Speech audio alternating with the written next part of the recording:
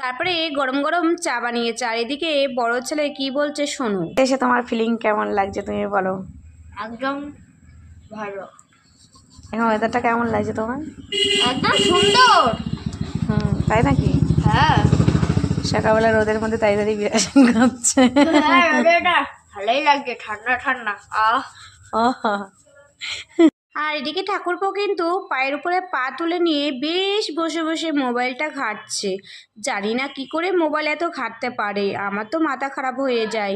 তারপর এদিকে ছোট ননদ আর বড় ছেলে মিলে বসে পড়েছে চা খেতে। আর এদিক দিয়ে দেখো ম্যাও একটা পুষে রেখেছে, আর ম্যাওটা নিয়ে আমার এক মেয়ের ছেলে আছে, সে খুব দুষ্টু। এটা কিন্তু আমাদের ছোট বর কিন্তু সিঁড়ি বয়ে বয়ে ওঠার চেষ্টা করছে, ও কিন্তু উঠতেও পারে। আর এইদিকে কিন্তু শুয়ে রয়েছে আমার ছোট ছেলে। শীত পড়েছে তো, আর এদিকে তো ঠান্ডা। দিদা কিন্তু বসে বসে পান খাচ্ছে, আর আমি একটুখানি ভিডিও করে নিয়েছি তোমাদের সাথে শেয়ার করার জন্য।